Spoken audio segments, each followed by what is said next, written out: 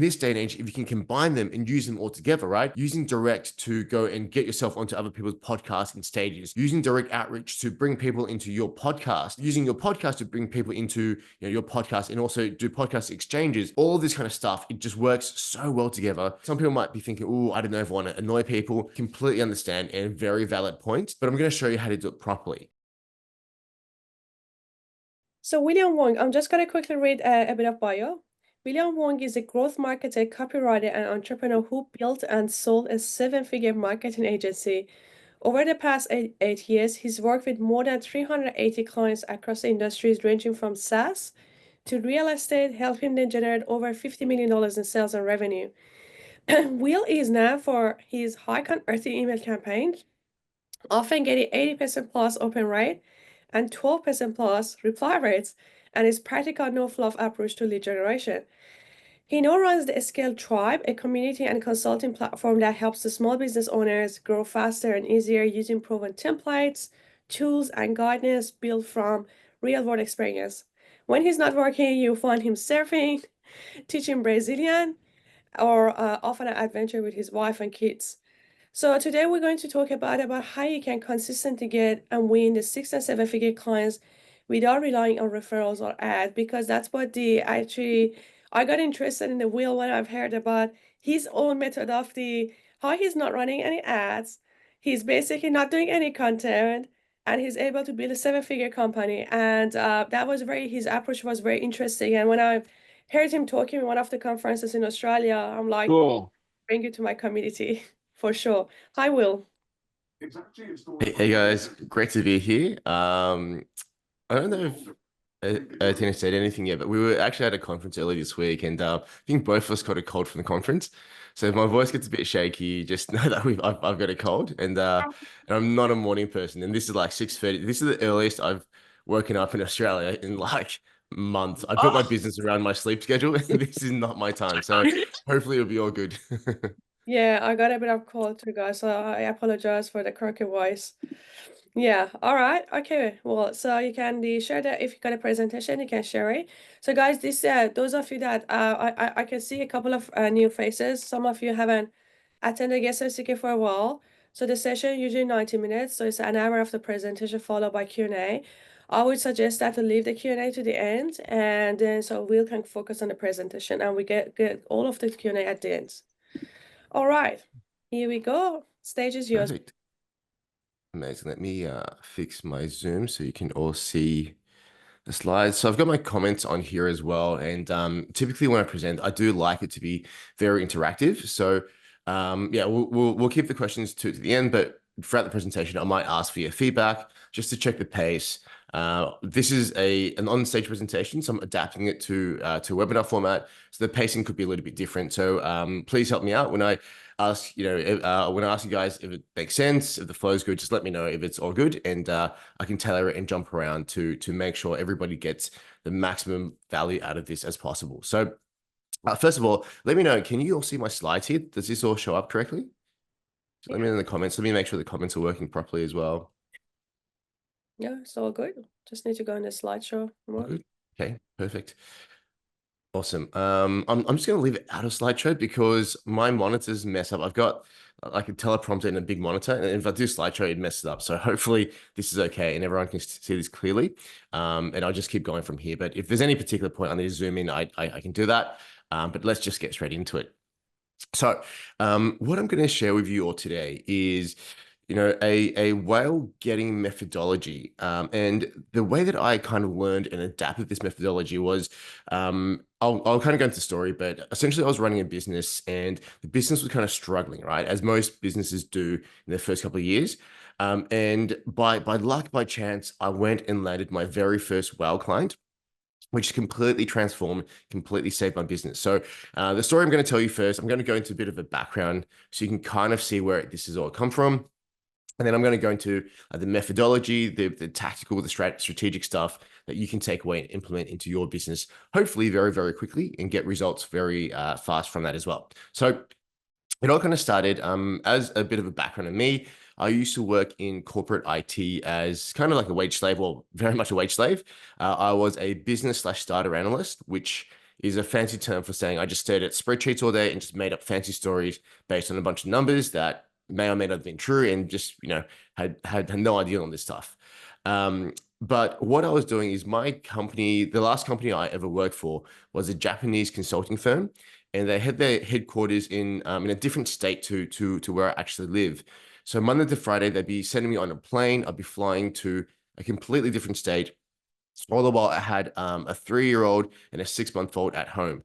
So I pretty much was an absentee father. I, didn't see my kids Monday to Friday, and it just made for a really, really crappy lifestyle. Um, One day going through the airport, though, I picked up this really interesting book called The 4 Hour Work Week. Now, AI seems to think the book is called 4 Hour Walk Week. A little bit racist, but okay. I picked this book of 4 Hour Work Week, and I was like, holy crap, everything in this book just made so much sense, right? Like, why am I working, wasting my life, giving my life and my children's childhood to this company? I wanted to do the 4 Hour Work Week thing. So, drank the Kool-Aid, bought into the dream of like, hey, I'm going to work 4 hours a week and make 20K a month. And so off the back of that, decided to go into business. And obviously everybody here has been is in business or trying to get in business. Being the first business, the first 2 years, and I've heard this story over so many times. The first 2 years is always a bit of a struggle, right? You're learning so much. You're pretty much growing to a different person or different entrepreneur. And that was very much the case with me as well. So 2 years into this business of mine, this is what my business looked like. So I was running a marketing agency, making 2,000 a month, or charging 2,000 a month to all of my clients. At any one time, I would have between 6 to 10 clients.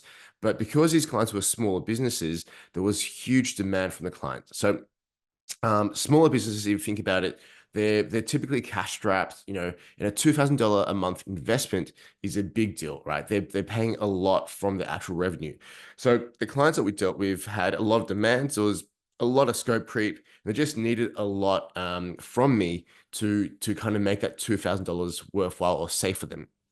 So because of all of that, because of the pressure, the scope creep, everything, I was stuck between doing all of the work myself and just working crazy hours every day, 12, 14, 16 hours a day, 7 days a week, or having to bring in contractors and just literally making no profit from the business.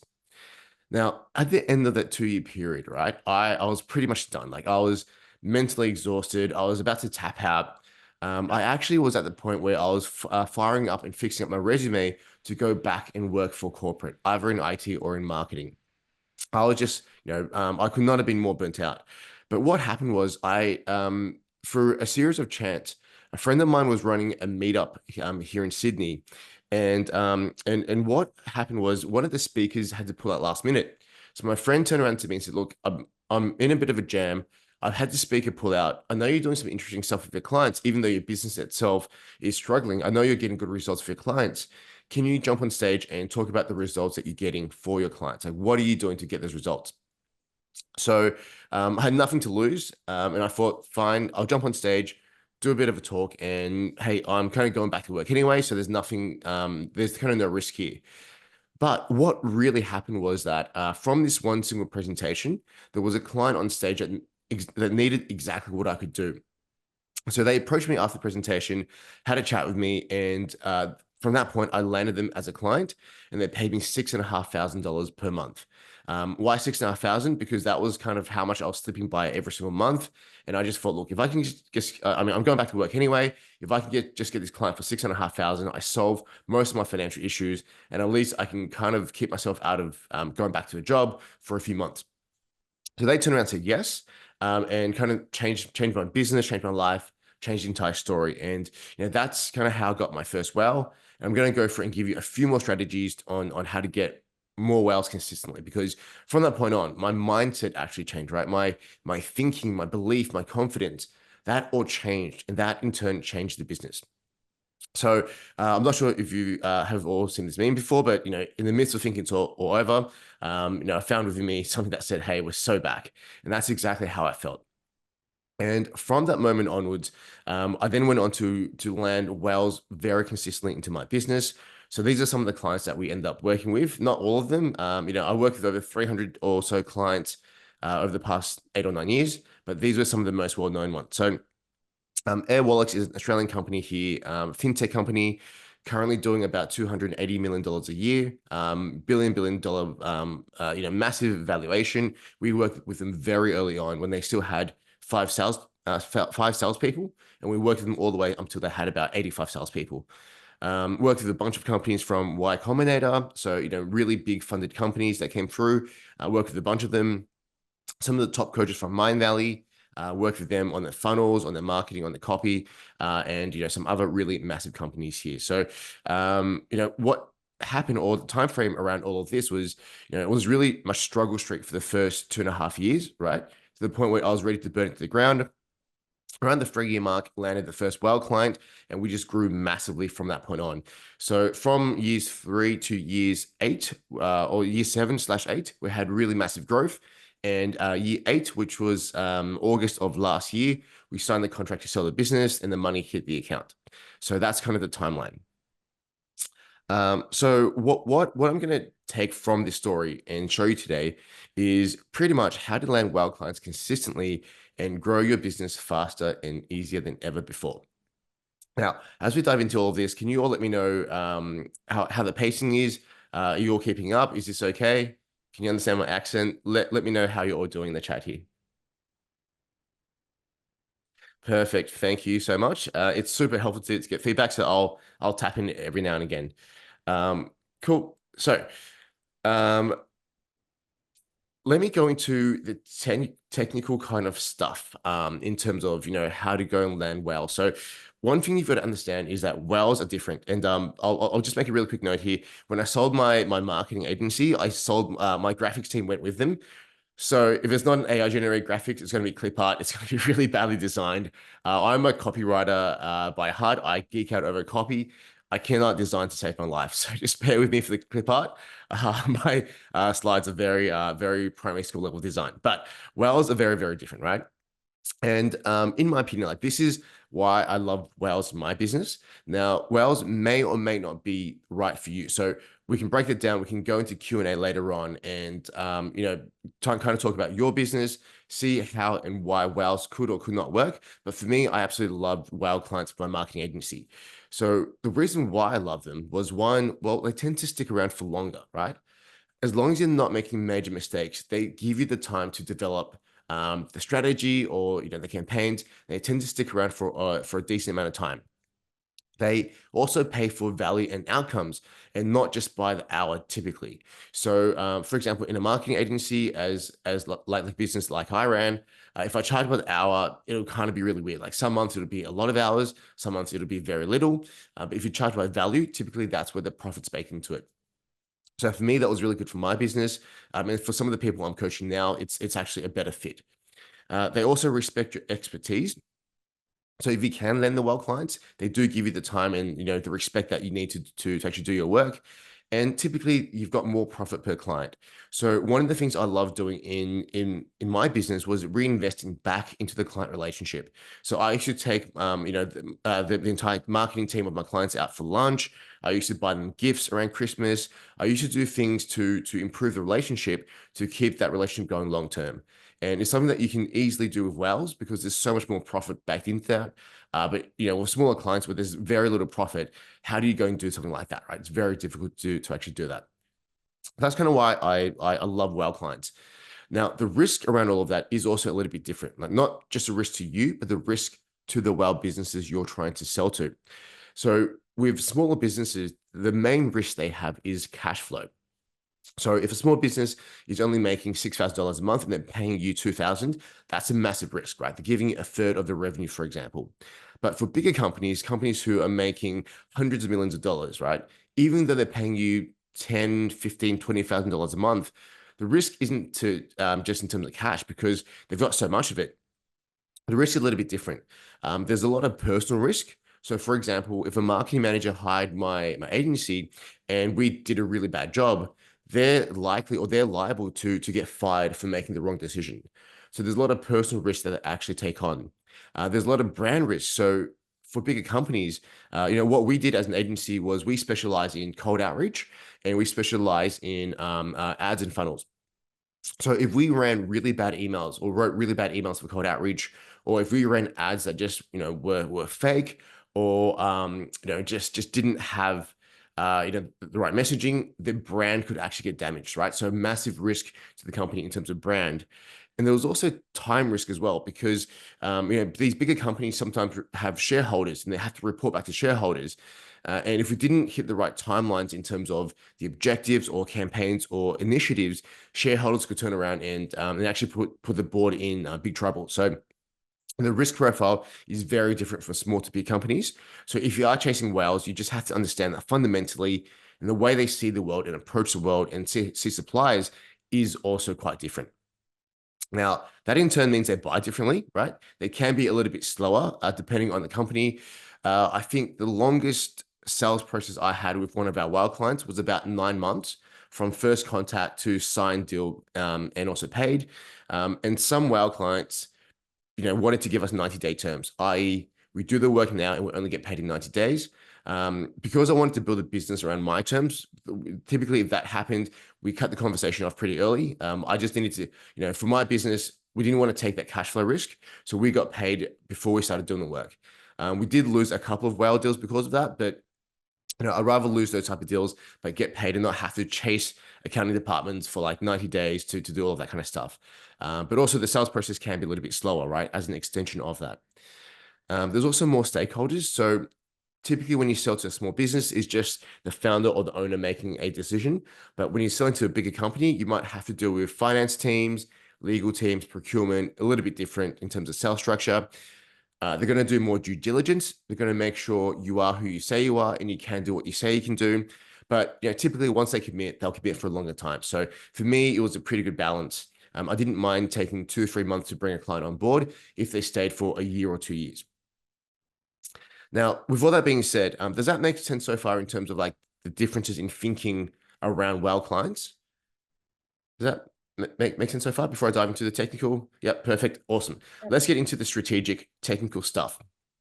This is the things that you can take away and start implementing really quickly to go and land your own whale clients. So this is probably, if you've got any questions, please do write them down because I'm going to go through these pretty quickly.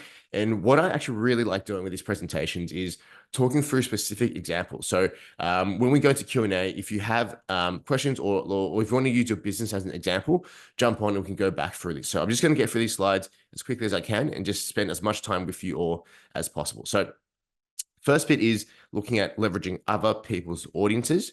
So across the 8 years that I was running my agency, this is probably one of my best source of great leads.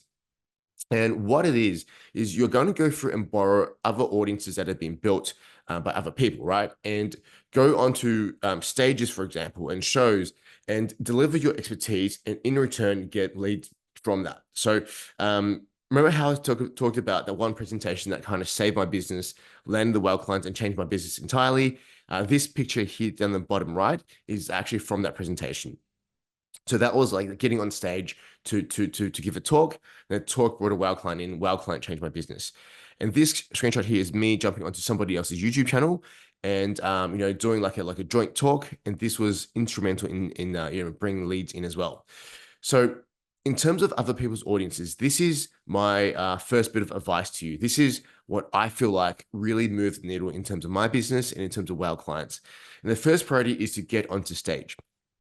And this isn't just, stages, i.e., in Zoom room. This is like get onto a physical stage and give a physical presentation.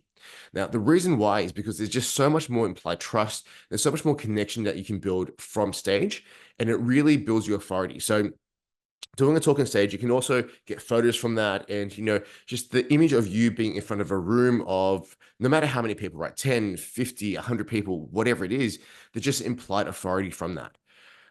But on the flip side, you're not going to be able to get onto a really big stage on your first go. So the stage I spoke at a little bit earlier this week, I think it was on Monday this week, I think we had about 400 people in the crowd. But just know that you're not going to go from not speaking at all to a stage with 400 people. You're going to have to start small. So when I first started, my first speaking gig was in front of 5 people. And I was, just out of corporate at that point, and I still had my corporate suit on, and I was just a nervous wreck. Like I I'm actually very introverted. And that first speaking gig, I had sweat stains running down the side of my suit, and sweat beads forming. And I was trying to wipe the sweat off my face as I was talking. But you gotta have to go through that. Like, you're not gonna be, no one that I've come across who's good on stage is a natural, right? It's kind of like the stand-up comedians. Like, you've got to work your set, your skills, your confidence on smaller stages, and keep stacking that up until you get onto the bigger stages. So start that as soon as you can, and try to get on stage talking about your expertise as soon as you possibly can, because you're going to need some time to stack the audiences, stack the stages, and get onto bigger and bigger stages. Now, once you are on stage, what you need is a clear path for people to follow once they see you on there, right? So what I see a lot of speakers do is they just end the presentation, go, all right, thank you. And then people are like, okay, that was great. And that's it. If you're on stage, you need some way to follow up with people, because the sales and the magic happens afterwards. Like, you've really got this magical implied authority. You've got to translate that into leads and sales for your business. So what I typically love doing is giving lead magnets from stage, or giving people a way to reach out to you, connect to you, and continue the conversation. So when you are up on stage, always make sure you've got a clear path for people to follow, so they can connect with you afterwards. Now, here's some action points. During presentations, I actually really love giving action points to people. So you can just take a screenshot, jot this down, and these are the step-by-step things you've got to do if you want to get onto stages. So one, what I would do if I was building from now, I will look at meetups, right? I will search for meetups in my local area. I will search for relevant ones. So for me, that would be things like marketing or sales or lead gen. For you, it could be something completely different, but search meetups for relevant events. Now, I'm going to find events that my audience is likely to be at. So for example, if I was in marketing, I might not just go to every single marketing one. I might go to tech or software as a service ones, because that was my kind of target market. I'm going to brainstorm some topics I can confidently speak about at those presentations. And before I even pitch myself as a speaker, I'm going to go to one or two of the meetups just to meet the audience, just to meet the crowd, meet the presenters, meet the founders, and just get my head around, hey, what kind of vibe is going through at this meetup? Now, only after I start introducing myself to the founders, only after I go to the events once or twice, that's when I'm going to go and pitch my topic, right? So very important to know the people first before you just go in and just try and pitch everybody. Now, when you're pitching, there's obviously some warmth to it because you have gone to the event. Just remember, though, that even though they hopefully know who you are, the pitch isn't actually about you, right? When I pitch to go to events, I think about three different people. I think about the event organizer, like what are they going to get from me speaking, right? How can I help them? What benefit will they get from the presentation that I'm about to deliver? I think about the audience. Like, does the audience actually want to hear what I have to say? Does what I have to say, am I going to absolutely blow their minds and share something that they've never seen before, and some, thing that's going to really help them in their lives? If not, I need to change my presentation. So I do that. And then third, and probably a little bit lower down on this, is sponsors. So some of these events, or a lot of these events, might have event sponsors. So I'm going to have to think, does my presentation align well with sponsors? Because sponsors can have some kind of Yeah. influence or Oh no, pull on she's the event. coming. Go both together. So for example, if your talk is And going to be because I have all backing this out one of your stuff. sponsors, that's not going to be good. Your event Yeah. organizer is not going to let you on. The audience is not going to let you on, right? So just make sure that you're thinking about all three groups, but prioritizing the event organizers, prioritizing the audience, and then prioritizing sponsors last, but still thinking about them.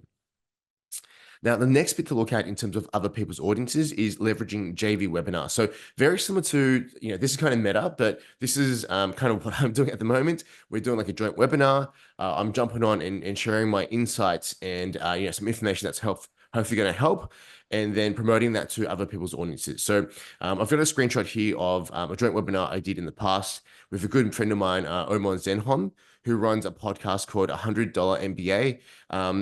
If you heard of it, it's this amazing podcast. And I think he does at the moment 4 or 5 million downloads per month. So he's got this, massive, massive audience. And when we did this joint webinar, I just got flooded with, hundreds, if not thousands of new leads from this one single JV. So, it can be super, super powerful. But again, just realize that you've got to kind of stack this up, right?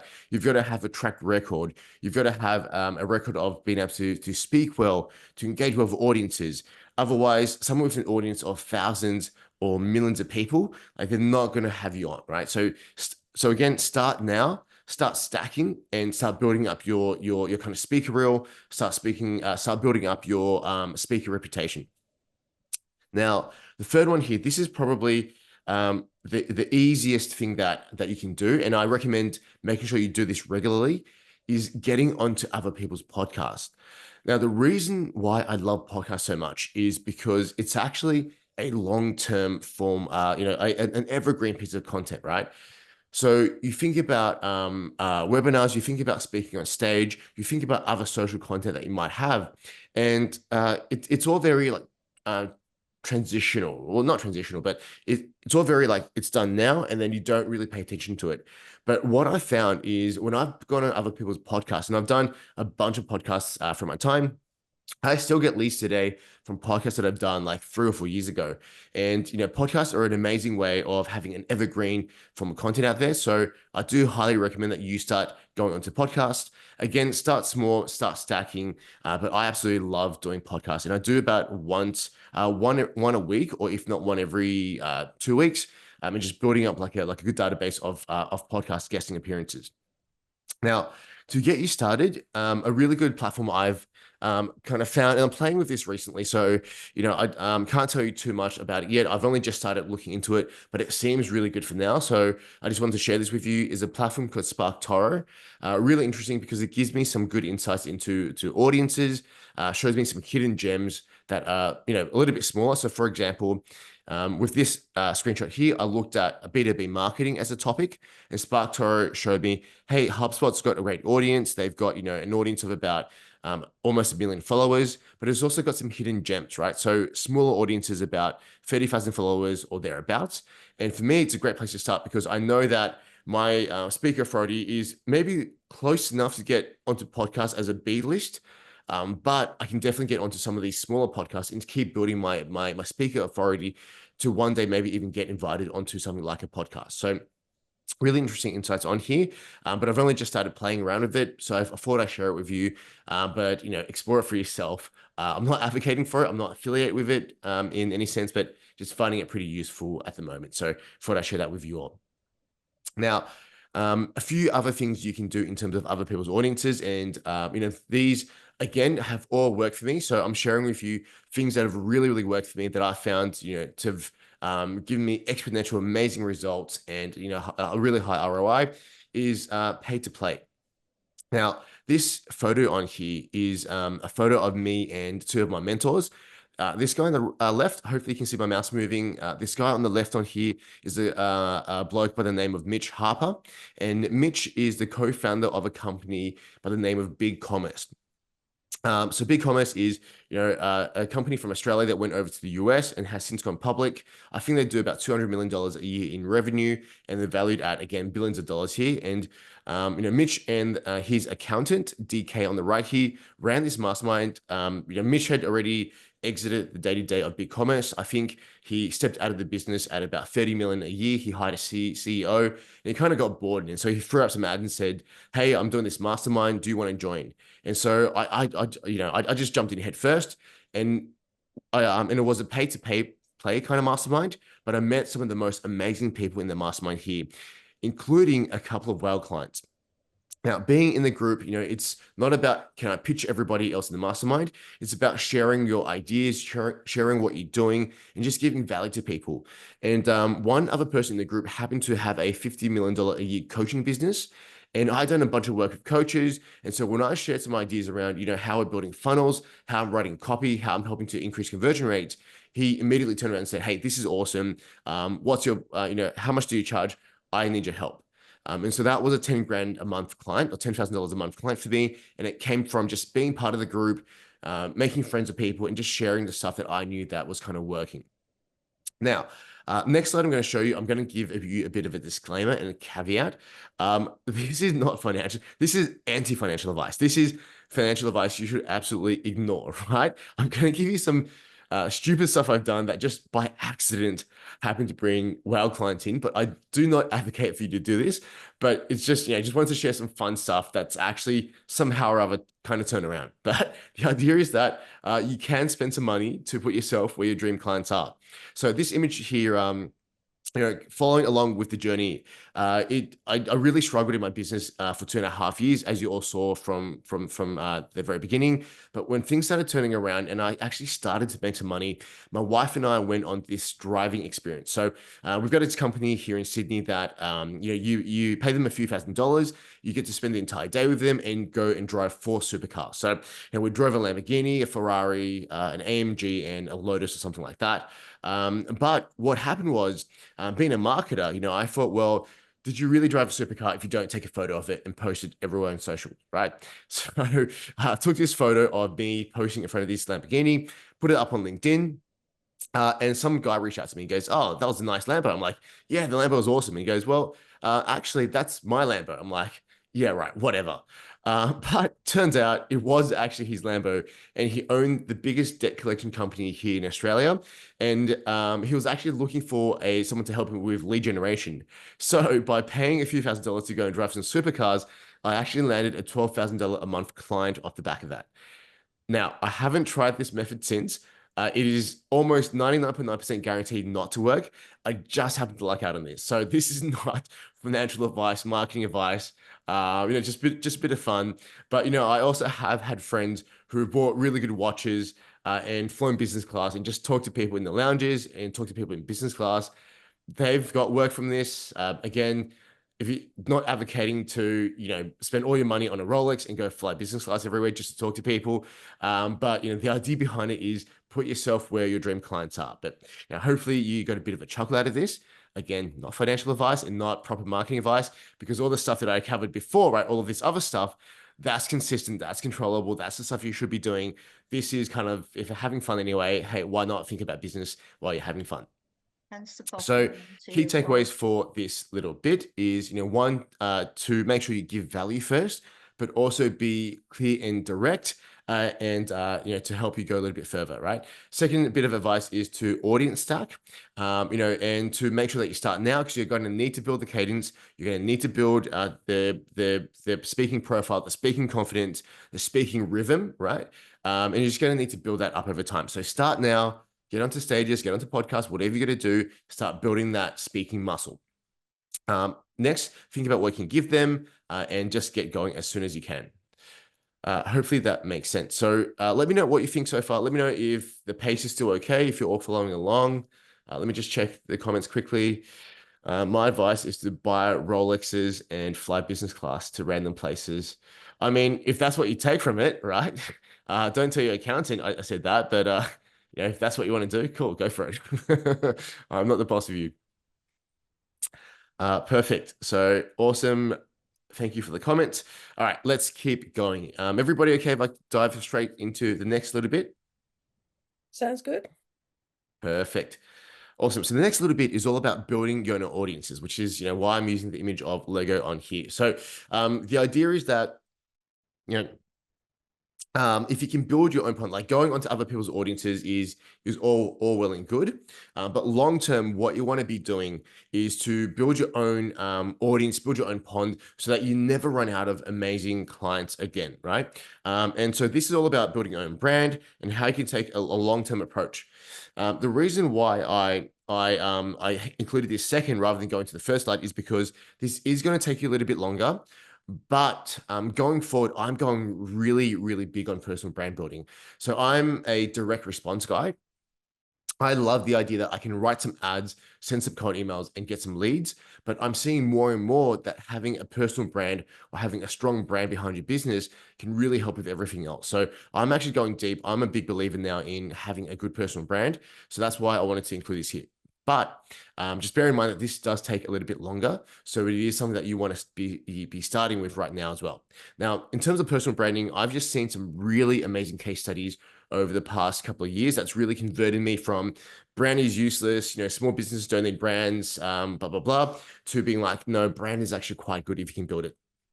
Now, the first case study I've seen on this is my own personal accountant. So this guy, this nerdy looking Asian guy in here, me joking, obviously, I'm a nerdy looking Asian guy as well. So not talking too much rubbish about Davey, but Davey's my accountant.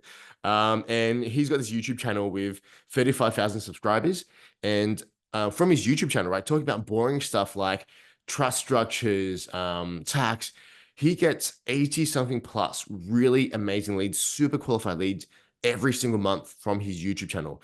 He does one YouTube video per month, 35,000 subscribers, and he has more leads than he knows what to do with, right? He filters out 80% of the leads. He doesn't even talk to 80% of the leads, and he only talks to 20% of them. His business is growing, year on year.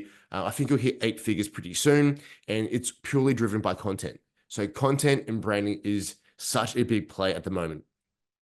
The next one is my buyer's agent. So this is a little bit different for our friends in the US. In the US, your agents can buy and sell property. And I've worked with a lot of agents in the US, but in Australia, we're very different. So our agents are split into two groups. They can either only sell property or either only buy property for the clients. So this guy down here with the beard is my friend from high school. And he built his entire buyer's agency, which again is close to 8 figures now, through writing these 4 books, right? The books are kind of everywhere. They're in the airports, they're in the libraries, and people have read the books, seen his podcasts, and come through and use his buying services. And again, it's built off the back of his personal branding here. Now, here's an example that you probably know a little bit more. Justin Welsh. He is someone who posts pretty amazing content on LinkedIn. He's got about 740 followers on LinkedIn and a bunch more on Twitter or X.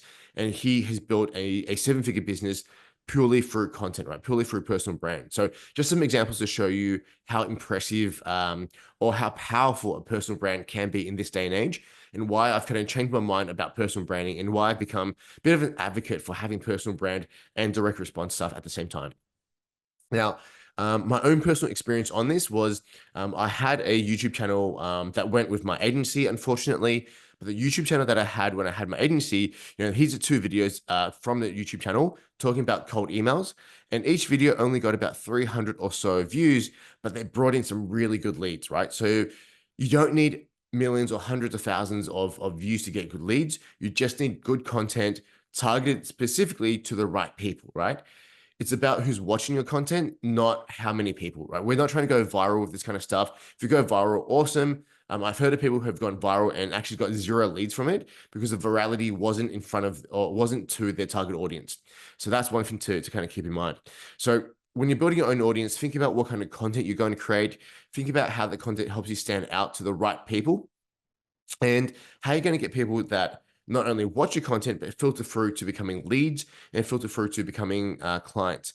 So for me, that was, all around lead magnets, right? So for me, and if you're in a smaller business, so my business was kind of, I classify it as a small business.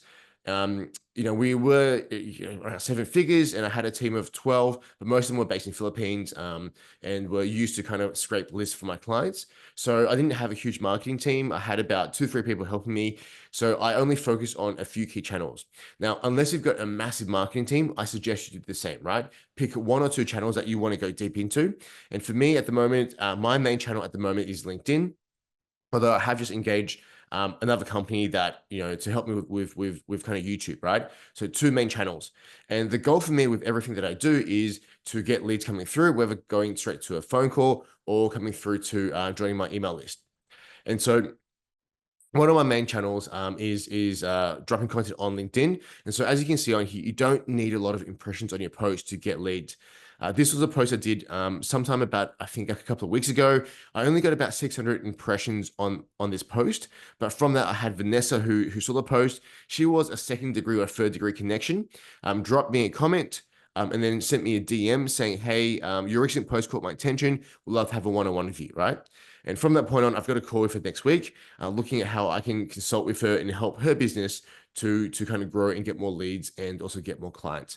So as you can see, if you have some really well-structured posts, you don't need a lot of views on the posts themselves to go and get a bunch of really, really good leads.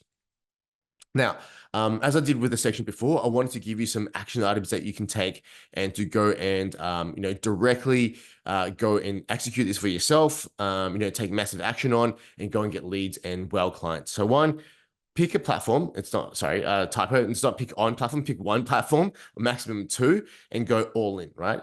Optimize your platform for those platforms. So optimize for either YouTube, optimize for LinkedIn, whatever the platform is.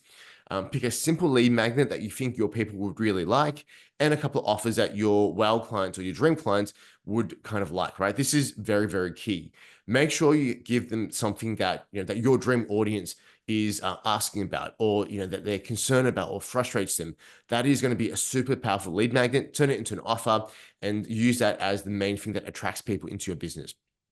Now, create content that leads back into it. Now, content is kind of, I'll just talk about content for 1 second here is you do have to have a mix of content. So you can't just talk about, in using myself as an example, nobody wants to see 5 posts a week about cold emails. They want to see a mix, right? They want to see some personal stuff. They want to connect with you as a human, because at the end of the day, it's not about, B2B or B2C marketing, right? It's not business to business, business to consumer. It's H to H, human to human marketing. So you do need to create some content around, what you do outside of work, or I've got some content around teaching Brazilian Jiu-Jitsu, lessons from the mats, how I teach my kids, all this kind of stuff. So have some personal content in there, but the main focus of your content, 70-30 split, 70% should be about what you do as a service or your products and getting them back into your business. Now, make sure you're capturing emails off the back of this, and make sure that you're nurturing your emails and people as they come through as well. So email is really the goal. Like for me, email is the goal. For you, the goal might be a little bit different. You might want to skip emails and go straight into phone calls. That's completely fine as well. But for me, what I found is I really want to nurture people through. I'm a copywriter, so I love having copy and email as a medium to further communicate with people. So for me, I always prioritize getting people through on email first. Now, when you do get people onto a list, so this was, some stats from my business before I sold it. We had about 1,600 people on our email list. We don't email offers very, very often, probably once every quarter or, every 6 months. But when we do launch an offer into our list, even though it's a small, tiny list of 1,600, we generate a bunch of revenue. So before I sold my business, probably about $240,000 of revenue from a year before came from our email list, right? So when you have when you have a lot of potential whale clients on email list, you don't need a massive list, right? You just need great offer, great pricing, great clients, and you can do really good numbers off very small lists. Now, in terms of content, the way I structure it for myself, and this might not be right for you. Hopefully, as you can kind of tell from this presentation, I do like to have a lot of dad jokes. I do like to use a lot of humor. So for me, edutainment was kind of my main form of content style. If that's not you, that's completely fine. If you have a look at other influencers, not saying I'm not an influencer. If you look at someone like Justin Welsh, Dan Coe, for example, you can see that their style is very dry, right? They don't have any jokes. It's very dry, very direct, and they still make a killing from this kind of stuff. So use your own style, be yourself. For me, edutainment seems to work. Have regular case studies and just use soft call to actions on everything, and make sure you're running consistent offers for yourself, probably at least once a quarter or once every half a year, but make sure that you're nurturing and also running offers at the same time. So just to wrap up this section on here, when you're running offers, this, for example, is an email that I wrote into my own email list. Again, when I had my agency, this email got a response from Susan here. Susan ran a really big corporate gifting company here in Australia, and we ended up working with her for about 8 months leading into the Christmas period.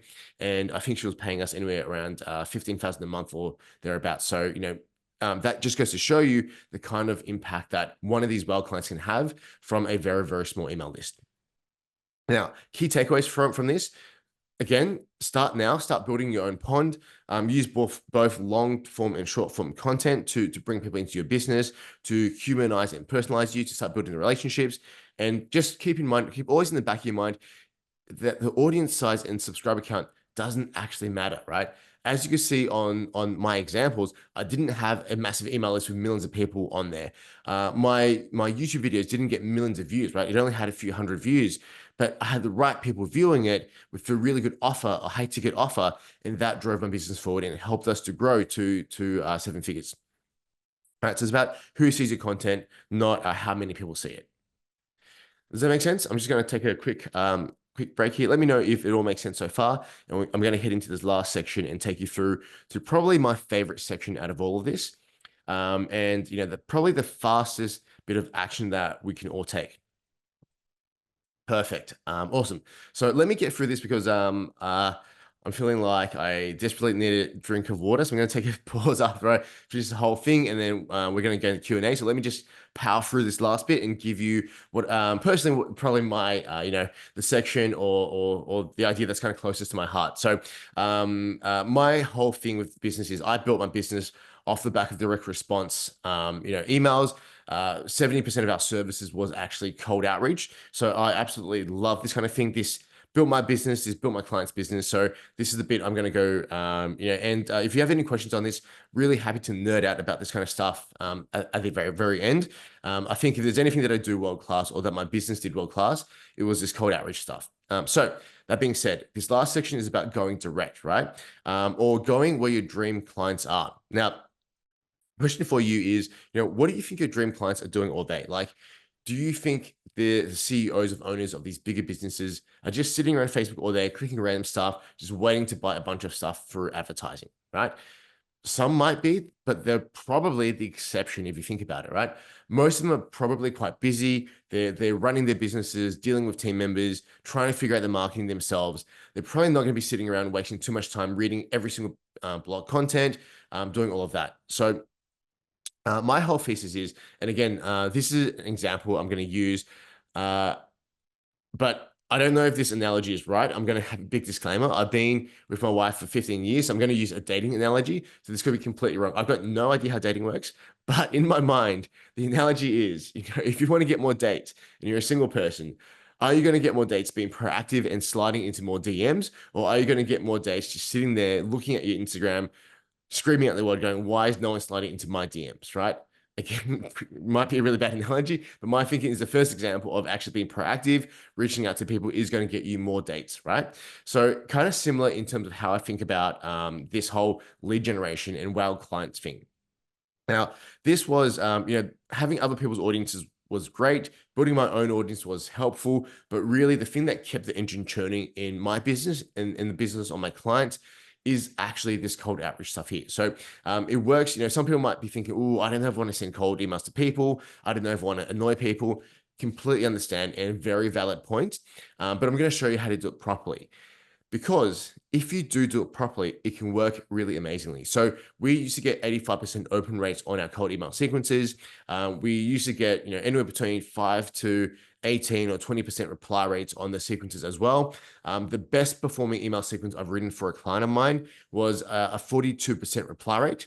And that was going out to about 2,000 of Australia's biggest companies. There were listed companies on the stock exchange and going out to CEOs and CFOs on that. And if you're interested, write it down as a question. I can break down that campaign, why it was so successful, why, well, these big CEOs actually came through and responded and actually had conversations.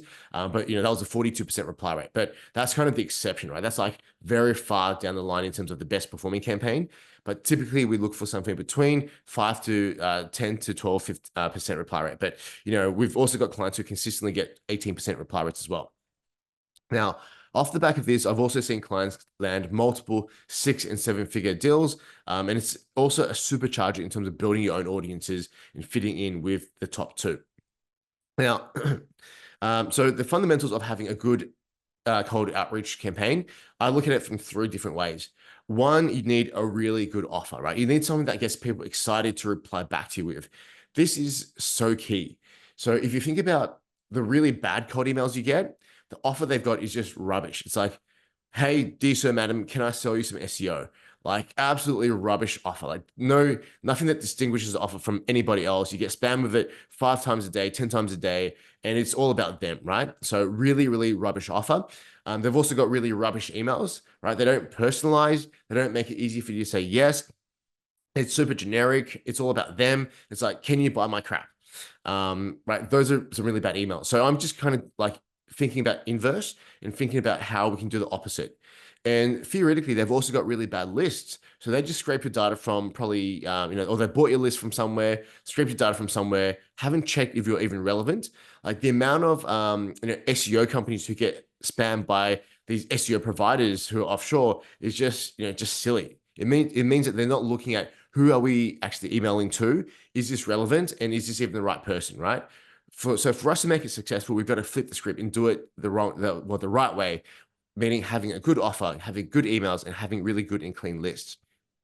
So the key ingredients that we need to make this work, right? Looking at the three core things is we need a USP, or what makes your business different. So this is very helpful in setting you apart from everybody else who is, competing with you or might have a similar message. The next thing we need to have is some kind of curiosity or some kind of newness. So we can't just go and say, hey, you've been hammered by SEO for ages. Let me talk to you again about SEO.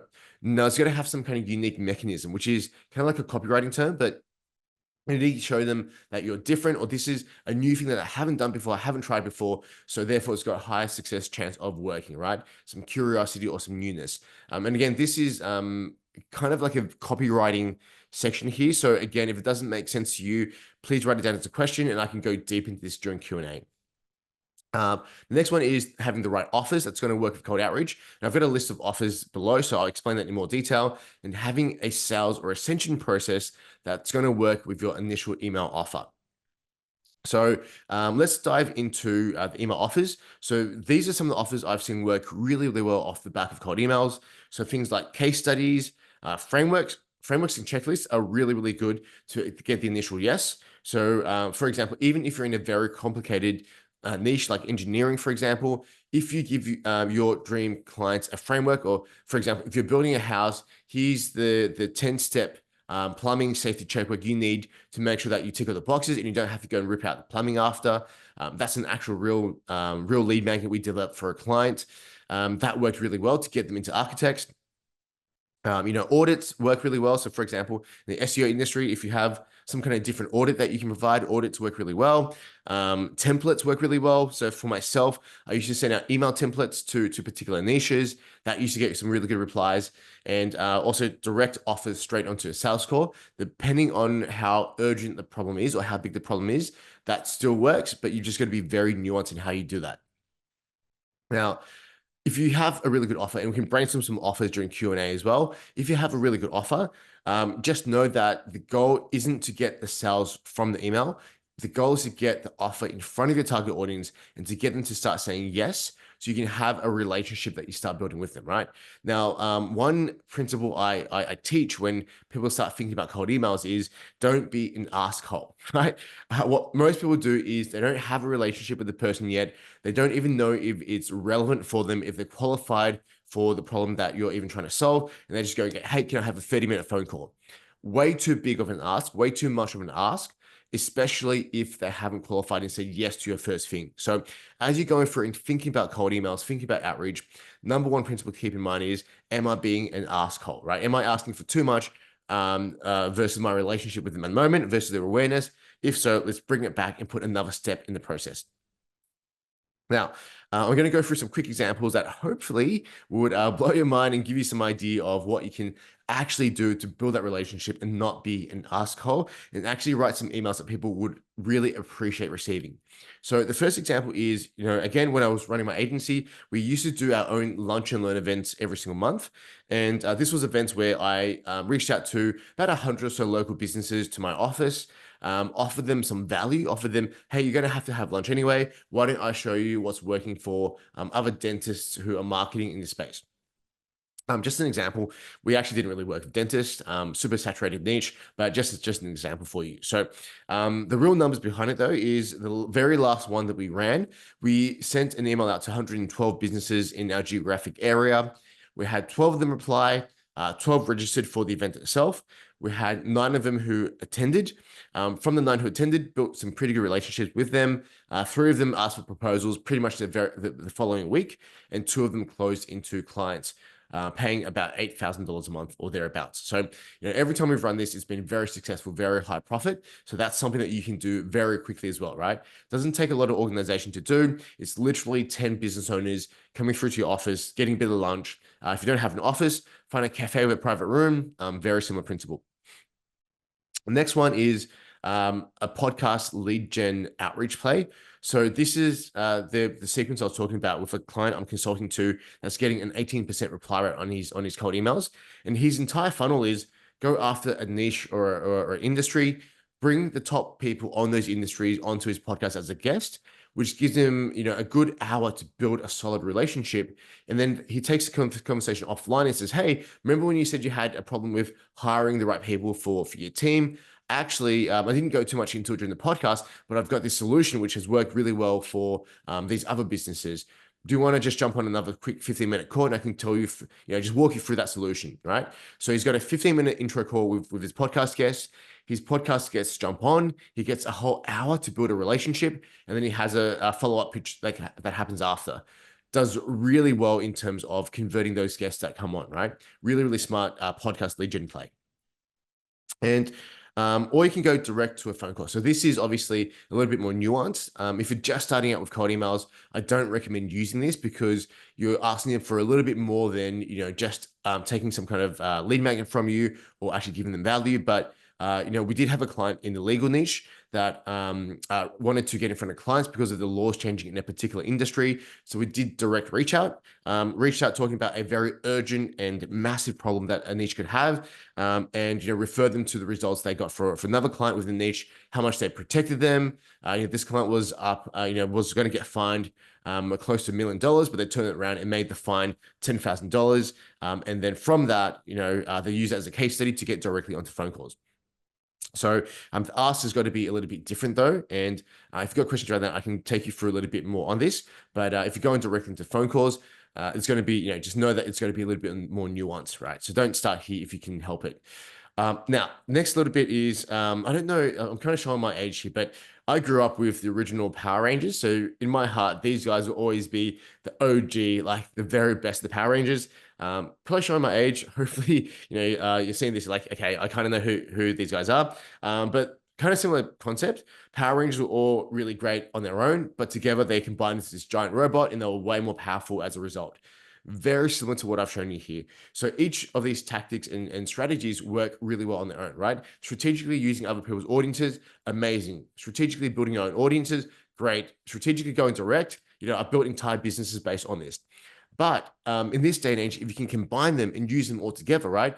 Using direct to go and get yourself onto other people's podcasts and stages, using direct outreach to bring people into your podcast, using your podcast to bring people into your podcast and also do podcast exchanges, all this kind of stuff, it just works so well together to build something that's even more scalable, even more profitable, and even more powerful.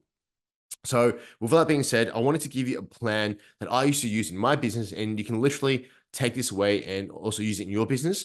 This was my combined plan that kind of drove the business forward every single month. So in my business, we didn't track KPIs based on revenue because that's kind of looking backwards, right? And you can't change what's happened in the past. The way that I KPI'd myself and my staff was on activities during the month. So every month, I had to get onto a stage, a JV webinar, or a podcast, or several podcasts, right? That was a KPI we had. If we didn't do that, it was all hands on deck, mass outreach. Whose podcast am I getting onto this month? Every week, I had to do something for my own audiences. So I had to write an email to my list. I had to produce a YouTube video or a podcast. That was a weekly activity for my own audience. And every day I had activities I had to do. So for me, it was the 100. So I had to send 100 outreach emails for myself, and I had to spend $100 on ads for myself as well to push case studies, push content. So not a huge amount of ad spend, but I mean, we were a 7-figure business, so we needed to, or we should have done some ads. So that's why I said 100.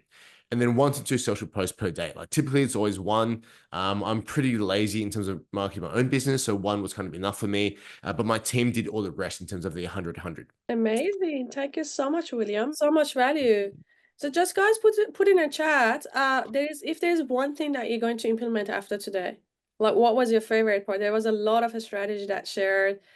I quite like the call outreach wheel. I think that's very good for the beginners. And one question I had from you is like, how do you find those email addresses to do the call Good outreach? question. Especially the one that you said that has 18% open rate. Yep. 86% open rate, 18% response rate. I think that's what the statistic was. Yeah, awesome. What I'll do is, guys, if you can give me just 1 second. As I said at the beginning, I happened to pick up a cold at the same time. I think at the same conference. Let me go grab some water. I'll be back in like 2 or 3 minutes. No worries. Drop a bunch of questions. I'll start there, but if you could drop your questions in the chat, that'll be really great. And I'll just smash through them when I get back. So give me just 2 minutes, and I'll be right back. No worries. If anyone else wants to take a 2 minutes break, feel free to. Then we're gonna have 25 minutes of Q&A. All right. And you can raise your hand as well. If you want to ask a question, you can raise your hand and put it in the chat. Either would work. So guys, I'm just going to share my screen while William is not there to show you guys a few things. So this, in terms of the call outreach, if you guys want to buy the phone numbers or email addresses, this website seems to be one of the best. So a couple of my clients try this, and the good thing about this that it could be very specific about like what country or what for example what target market you want to buy the list. It's quite cheap as well. Like you could buy the email list or phone numbers as cheap as like 10 cents or 5 cents. I would suggest to give it a try. I wouldn't suggest to go all in like at 10,000 or something, but you can start buying like 100 or 500 just to give it a try. But a couple of the clients that try this, I told them about that. I haven't tried myself, so I can't speak, but I speak on behalf of a couple of clients. The lead seems to be quite good, the quality of the leads. So those of you that want to go down the path of the cold outreach, I think that's something that I would 100% give it a try. So d7leadfinder.com. I'll just pop the link in the chat. And I'm going to ask the William about that Yep. as well to see what he thinks. Yep. William, So what do you think of D7 Lead Finder? That's the one that a couple of our clients tried and they said the quality of leads wasn't too bad. I haven't I tested it years ago, and then at that point the quality was actually pretty rubbish, so I didn't go back to it. I don't know if it's improved or not. I can talk you through what I use as a process. So Mhm. there's two ways to do list building, that we used to do. So just to give you context though, because I think context is obviously very important in these conversations, right? So we used to send about 200 million cold emails per year for clients.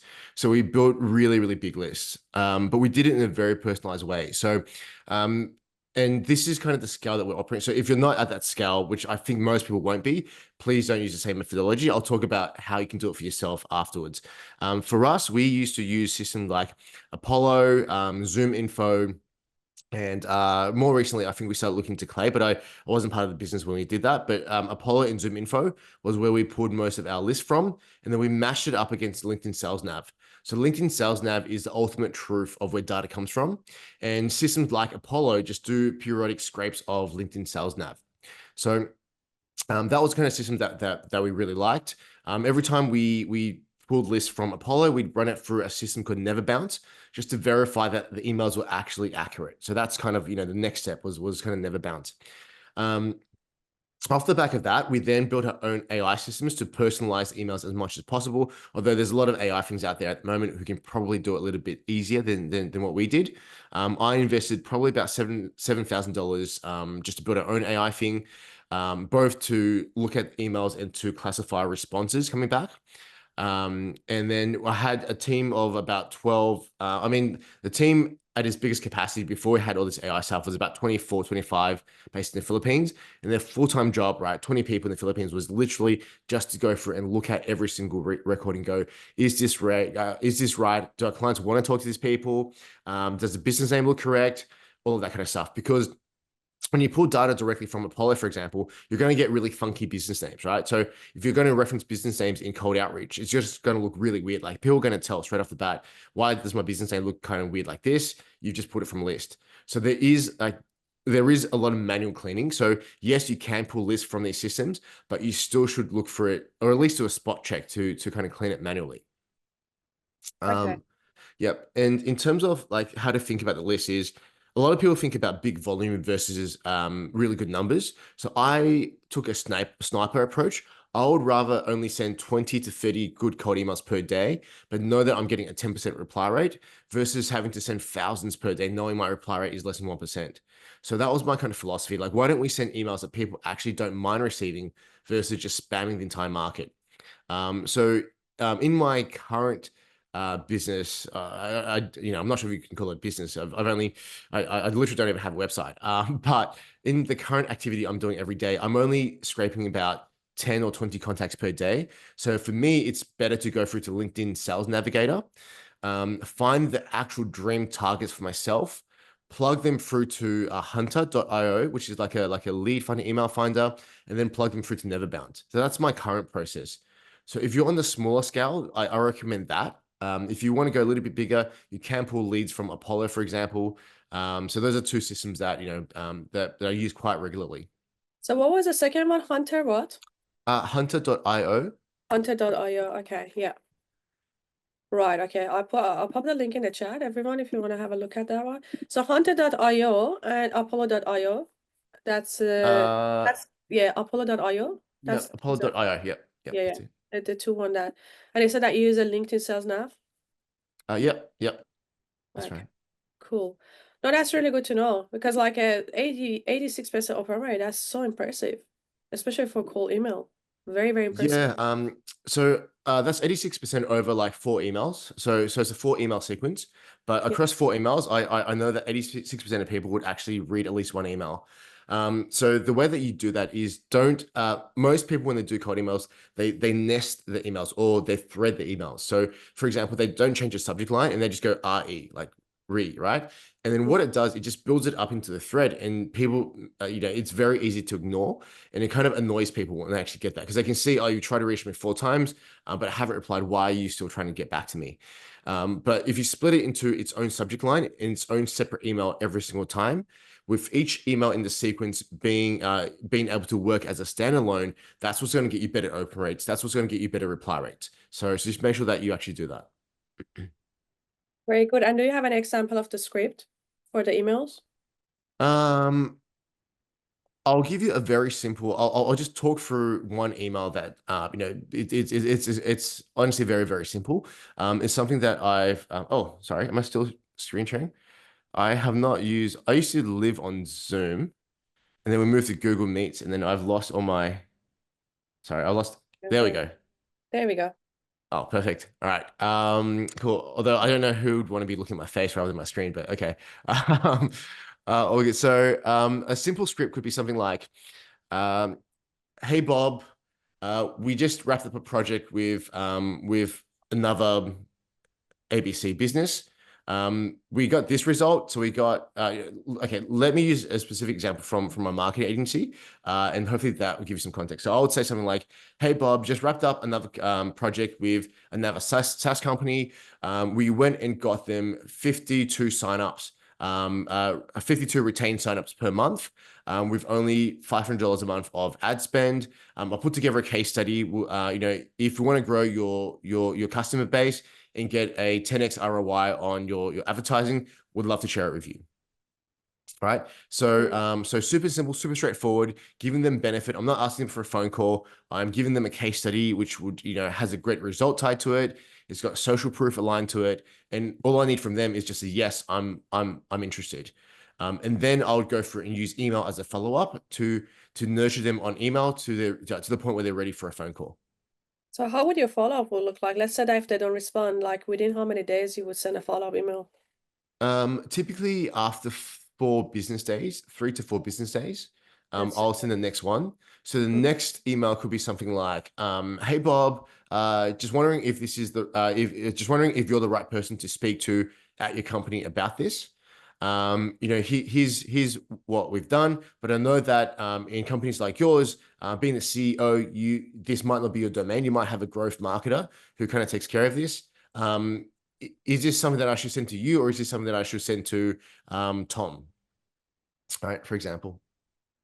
perfect. And then again, another follow-up if they don't respond. You keep following So up. yeah, I'll try just a bunch of different angles. So I'll have a bunch of different lead magnets. If I try a case study that doesn't work, I might try see who else I can send it to. If the case study doesn't work, I might try like a checklist. If a checklist doesn't work, I might try some kind of VSL. VSL being like a 10 to 15 minute video. So I'll try some different things. And I'll also have an email in there saying, "Hey, I've sent you a few things. If it's not relevant for you, hey, just let me know. Like that's completely fine as well." Perfect. Amazing. We gotta go to some of these questions. William, I know that you're a little bit sick, so we're gonna try to keep it short. Okay. So guys, if you have any question, you can raise your hand. So if you go to click on the React, otherwise we're gonna go through some of the questions in the chat. So let me have a look.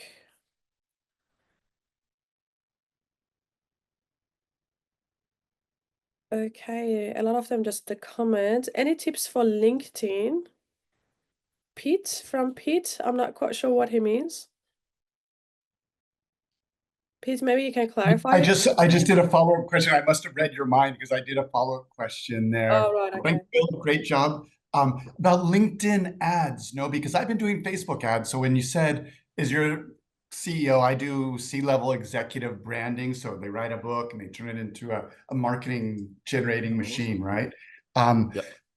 And what you said is like, are they going to be on LinkedIn clicking ads? The answer is probably no. So you're making me rethink my strategy on LinkedIn. Although the jury's out in terms of on Facebook. I'm rethinking my strategy on Facebook. But LinkedIn ads, the jury's still out. Where did you find the most success in LinkedIn? Was it doing lives? Was it doing posts? Was it doing advertising? That was my question. No, so LinkedIn, I mean, I'm going deep into LinkedIn at the moment. Like that's a core focus for me. Core focus for me at the moment, just to give you context, is LinkedIn first, YouTube second, and then outreach third. Um, and LinkedIn for me, what I'm seeing work really well, and my numbers are very small numbers, so take it with a grain of salt, as I say to everybody. I'm doing a post a day on LinkedIn and getting about 20 to 30,000 impressions per month from that. So again, it's not like the biggest numbers or anything like that. I know that Justin Welshworth gets millions and millions of impressions per month, so it's kind of a different context. But I am getting leads and phone calls booked in. So in your case, what I'll do is I'll do direct connections with CEOs. I would have a message ready for them in terms of direct connections, but I would also go and post content. So LinkedIn content, I think the stats are that less than 1% of LinkedIn users are content creators on the platform, whereas on Facebook, it's like 30 something percent, 40%. So there's still a massive gap in terms of good content on LinkedIn as a platform. So, I've got my process is I've built a couple of GPTs for myself that helps me with ideation, that helps me with writing the post. All my posts are hand edited. So I'll give the GPT what I want to talk about, and then it will kind of flesh out some of the content, and then I'll go through manually edit all of that. That seems to be working really well for me at the moment. With what you do though, I think you've got a great offer because it's such an ego-driven offer, right? Like all CEOs, like, yeah, of course I've got a book in me. Like I'm CEO, come on. Like, it's such a good offer. I would actually start really exploring direct. I had clients in the past who, two clients that might be relevant. One who actually help authors publish their books and use the books to grow their business. So I work with someone in the US who her business was doing about $20 million a year, doing that exact model, right? Publishing, and we use cold outreach again into CEOs, into people who own their own businesses. And her package was like $20,000 or something like that. And we sold directly from having cold emails sent out to people. So explore that as an option. I also helped another podcast production company do the same kind of thing. They targeted authors and podcast owners. So authors, they're like, hey, you've got a book, but why don't you have a podcast? So you can do something very similar, right? You can target CEOs who have appeared on podcasts and say, hey, you've appeared on these bunch of podcasts. Why don't you have a book? You have so much expertise. You really should have a book out there. Good point. Yep. Podcast to book. Gotcha. Perfect. Thank you. Amazing. Thank you so much. Trina, gonna pin you. You're muted. You're still muted, Trina. Here we go. There we go. Sorry Yeah. about that. That's Thanks, okay. William. I appreciate the depth that you've brought to us tonight through your share. I just wanted to ask you a question that's something a little bit different. My question is, if you had to rebuild your whale client pipeline today using only content and no outbound sales, what unique story or positioning hook would you lean on to make them come to you first?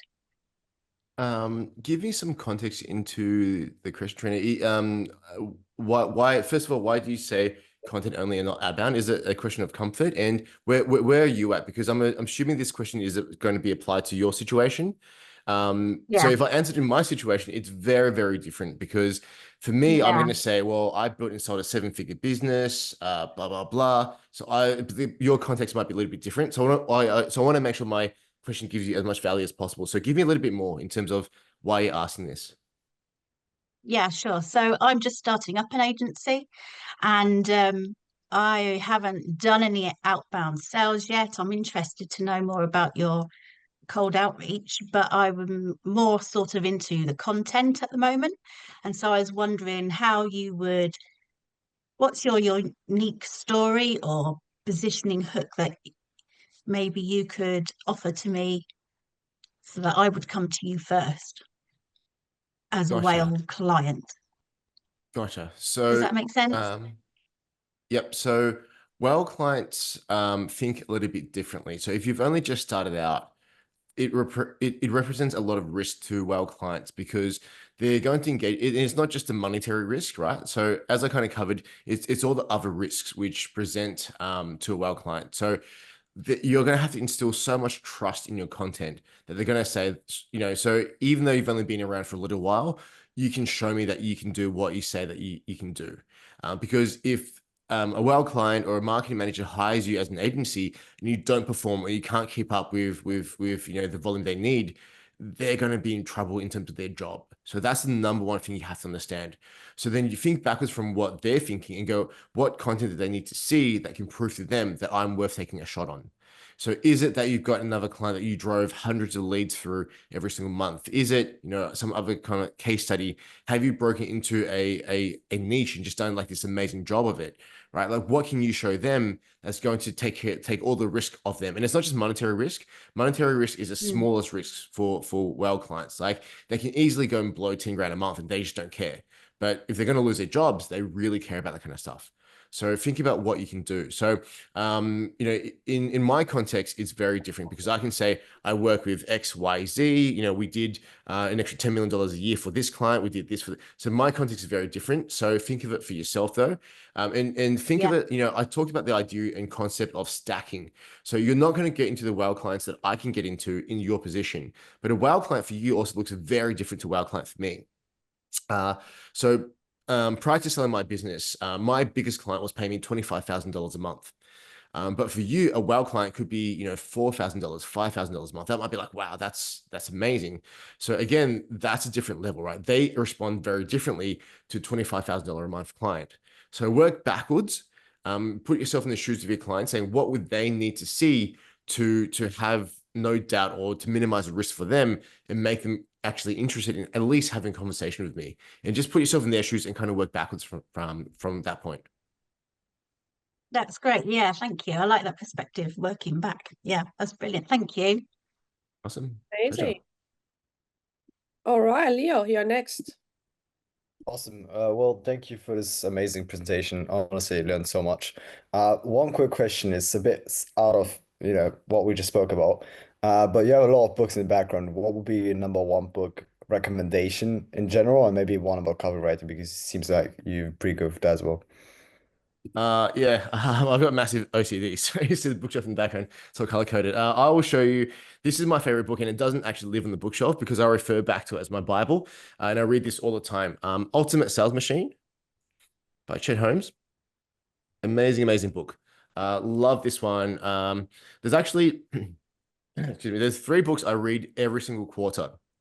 So every single quarter, what I tend to do is I hire a cabin out here in the woods, and I go away for 3 or 4 days, and I just take 3 or 4 books with me. 3 that I read over and over again, and 1 new one. The 3 that I read over and over again, one is Ultimate Sales Machine. It's one of them. The second one is 4-Hour Work Week by Tim Ferriss. But only the first section. I think there's like 3 sections on the book. Sections 2 and 3, I think, could be a little bit outdated because it's moved on a lot from then. He talks about outsourcing and things like that. From that point on, it's not relevant for me because I've built this business with 20 outsourced team members, offshore team members. So not really relevant. But the first part about dream setting or goal line or something like the first part is very relevant. Just every quarter, I've got to think about, does my business still align to what I want it to do? Just because I've been through a stage where I built it too big and too quickly, and it was just a nightmare. So that's why I read 4-Hour Work Week. And then the third book is from my longtime business coach, a guy by the name of James Schramko. And the book is called Make More, Work Less, Make More.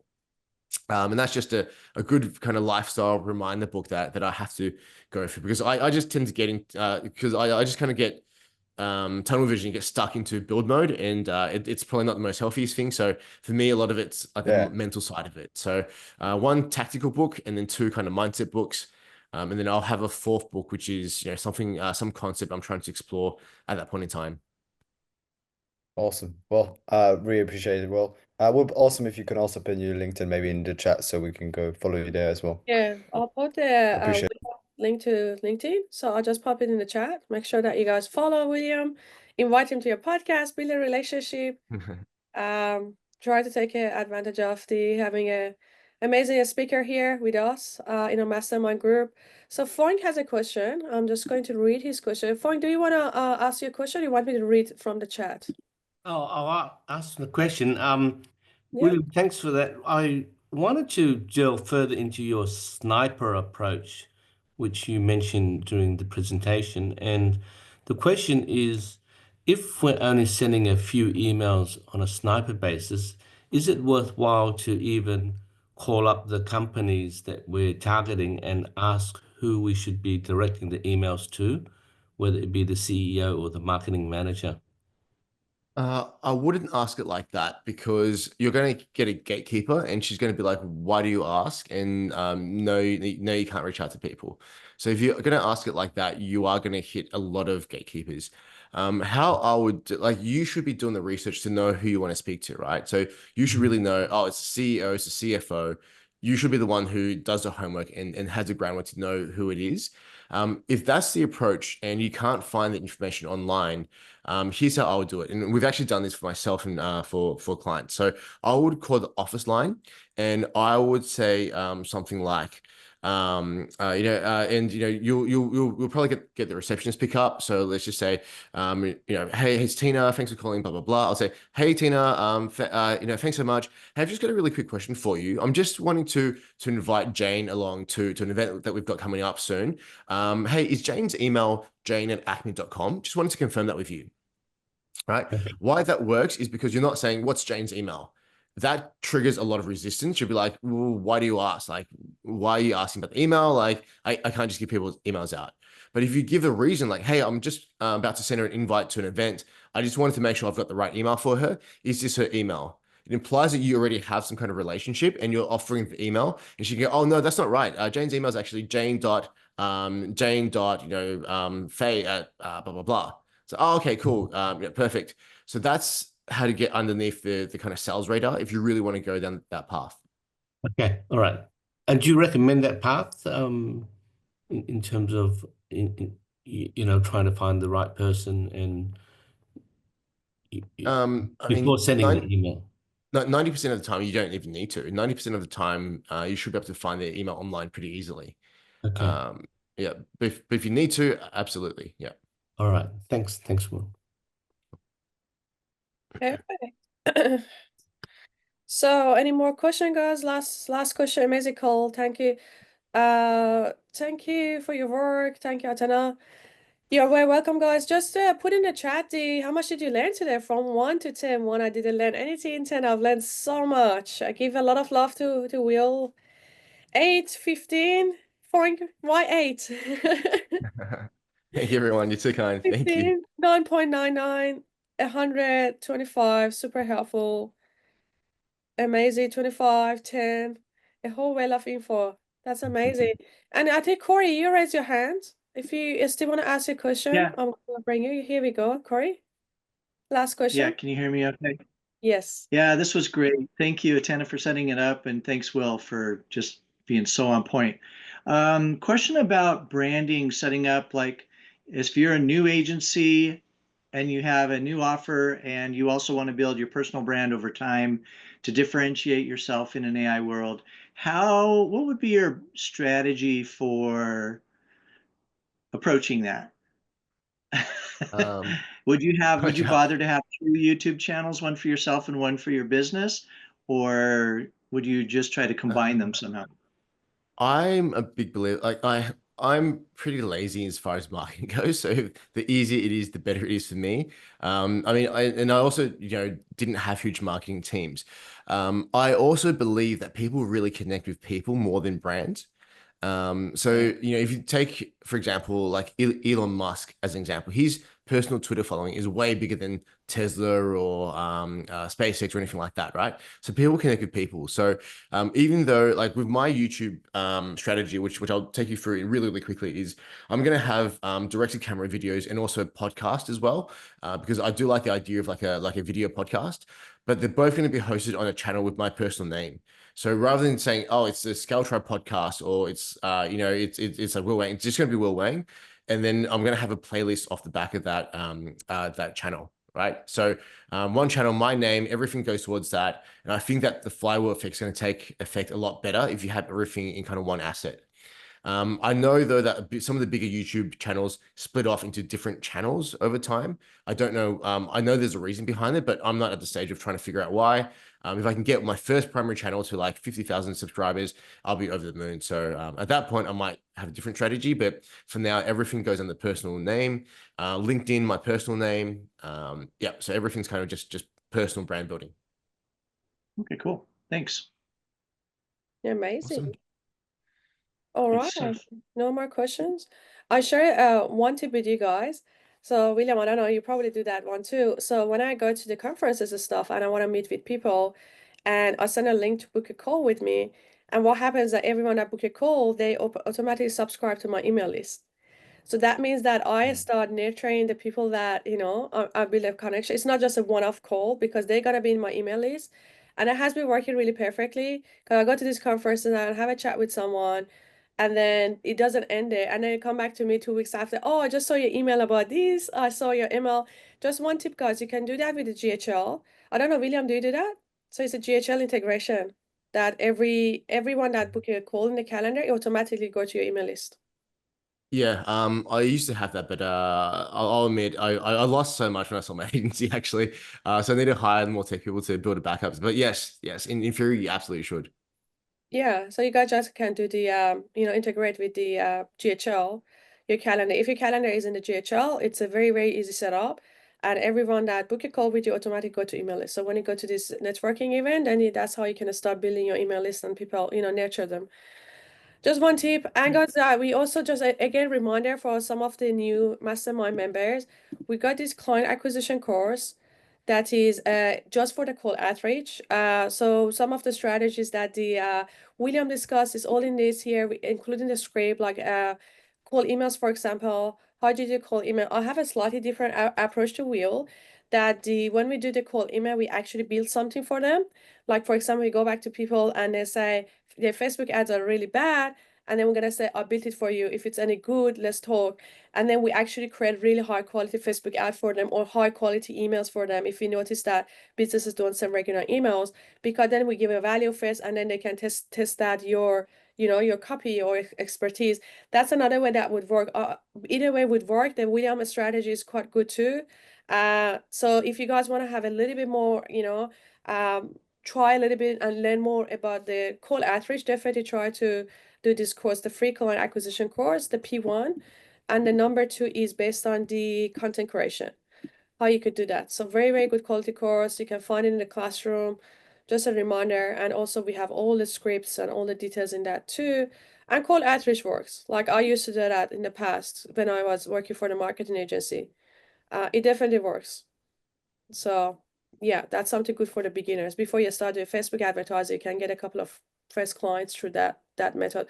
And that's another proof, right? And William, that's how he could build his 7-figure agencies, just by doing cold outreach and also the going to networking event, business class, flying business class, car racing. That's actually quite interesting. Thank you so much for your time. And we all learn a lot. And thanks again, everyone. Definitely connect with William. William, put a link to the in the chat again about how they can book a call with you if they want to have a strategy call to learn more. He's gonna put it in the Perfect. chat and also connect with him in LinkedIn. Great. Thank you guys for having me on. It's been such a great audience. Thank you. Thank you, everyone. Cheers. Bye.